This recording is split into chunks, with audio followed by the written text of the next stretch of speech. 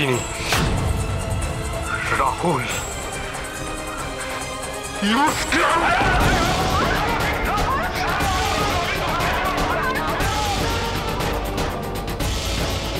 আমি জানি আমি অনেক অন্যায় করেছি, আমার অন্যায় কোনো ক্ষমা নেই। আমি অনেক অন্যায় করেছি, আমার অন্যায় কোনো ক্ষমা নেই। আমি জানি আমি অপরাধী, আমি অলির কাছে অপরাধী, আপনাদের সবার কাছে আমি অপরাধী, আমি জানি। কিন্তু আমি অপরাধের প্রায়শ্চিত্ত করতে চাই, প্রায়শ্চিত্ত করতে চাই। আমার মিথ্যে কথা, আমার শরীর জিনিস।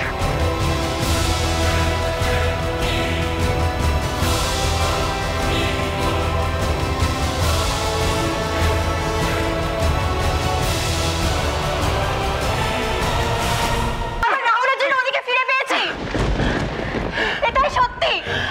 আজকে রাহুল যদি ধরা না দিত তাহলে আমরা ওদিকে ফিরে পেতাম না ওদিকে ফিরে।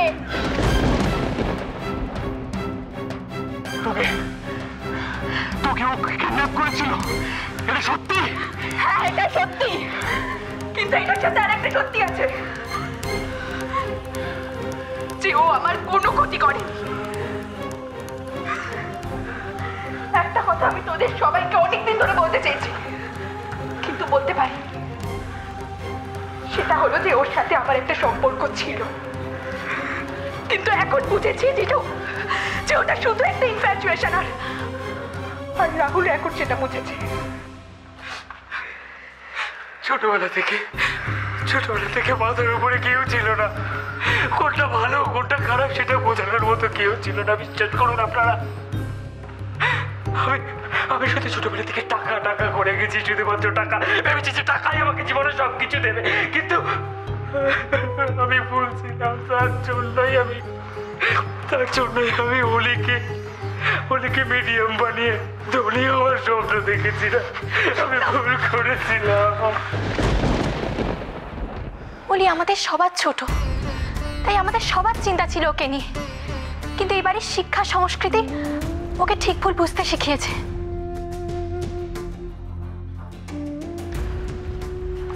তাই মা তোমার পছন্দ করা অরূপে অলির মনের মানুষ হয়ে উঠেছে।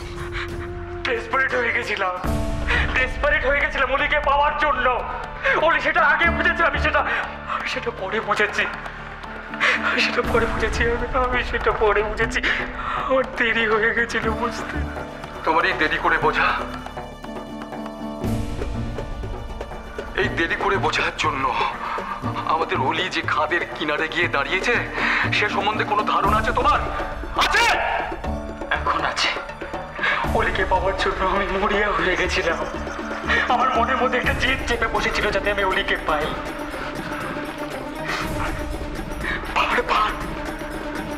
বারবার অলিকে আমি বিরক্ত করেছি, ভয় দেখিয়েছি, অলিকে আমি ব্ল্যাকমেল পর্যন্ত করেছি।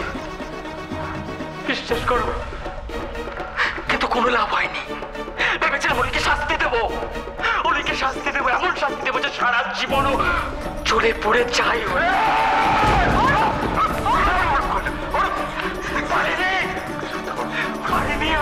আমি পারিনি, বিশ্বাস করুন আমি পারিনি। অলি অরূপকে এতটাই ভালোবাসে যে ওদের ভালোবাসার কাছে আমি তুচ্ছ।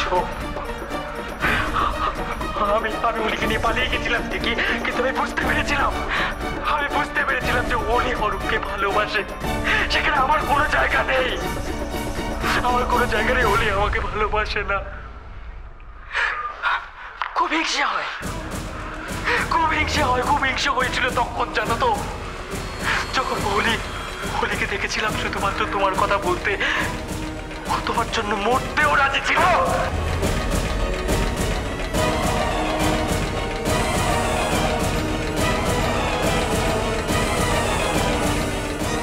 অলির একটা অ্যাক্সিডেন্ট হয়েছিল এবং সেটা হয়েছিল রাহুলের গাড়ি। সব দোষ আমার, যা কিছু হয়েছে সবকিছুর জন্য দায়ী আমি। শুধুমাত্র অরূপ না, আপনারা সবাই সাফার করেছেন আমার জন্য। সিসো আমাকে অনেকবার বুঝিয়েছিল, কিন্তু আমি বুঝিনি।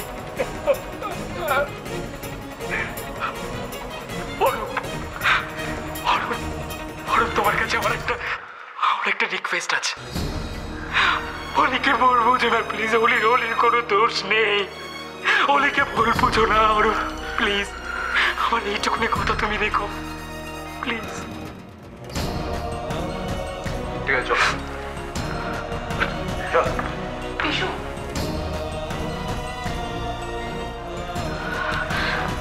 তোমার কাছে একটা রিকোয়েস্ট আছে।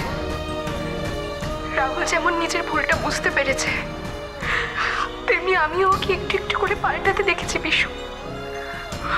ও আমার কোনো ক্ষতি করেনি, বরং ও আমার সেবা করেছে, আমার যত্ন নিয়েছে।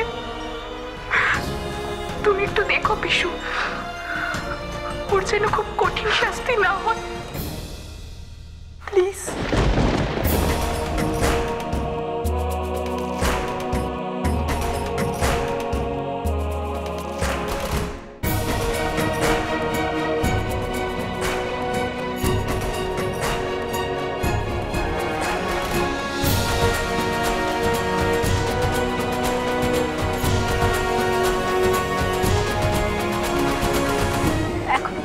মনে কোনো প্রশ্ন আছে?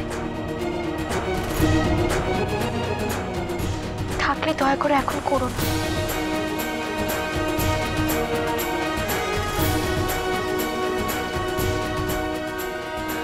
উনি খুব ক্লান্ত, ওর একটু বিশ্রাম দরকার।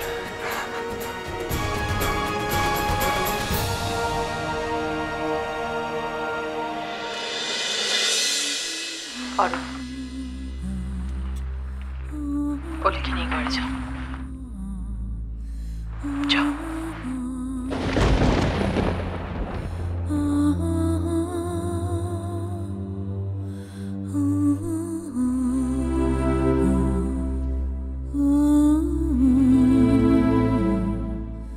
ধন্যবাদ বৌরানী, তুমি যে এইভাবে কথা রাখবে আমি ভাবতেও পারিনি। ধন্য তুমি। খুব কঠিন ছিল, খুব।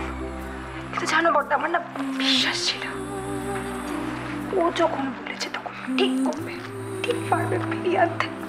এটা তো প্রথমবার নয়।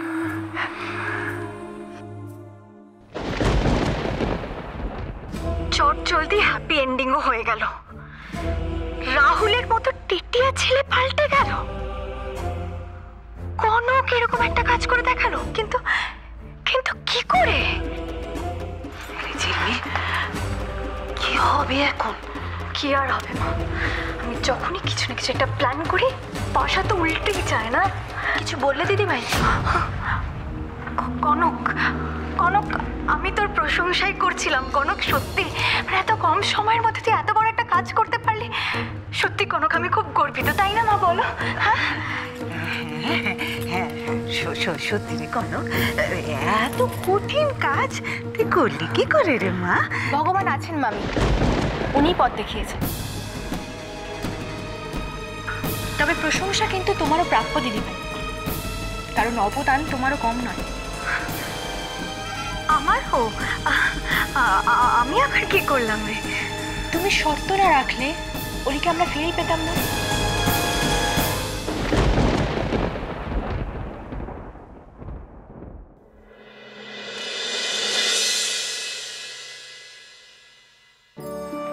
নিখিল চল, মাকে গিয়ে খবরটা দিয়ে আসি।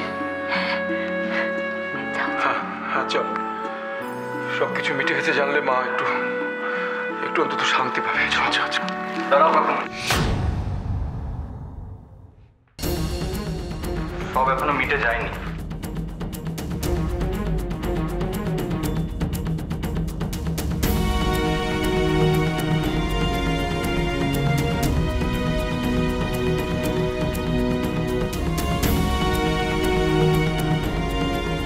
এই ঘটনাটার সাথে কে জড়িয়ে আছে সেটা এখনো জানা বাকি।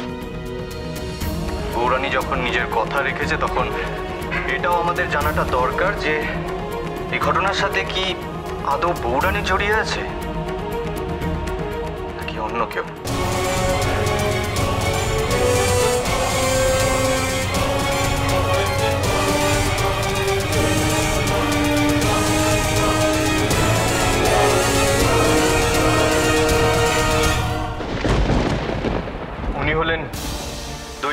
কণ্ঠ পত্রিকার সাংবাদিক মিস্টার অনুপম মিত্র। আমি জানতে চাইছি এই খবরটা আপনাকে কে দিয়েছে? আপনাদের বাড়িরই লোক, কনক। দেখুন তো এখন সে এখানে আছে কিনা। কি ঠাট্টা করছেন? উনি তো কনক চৌধুরী।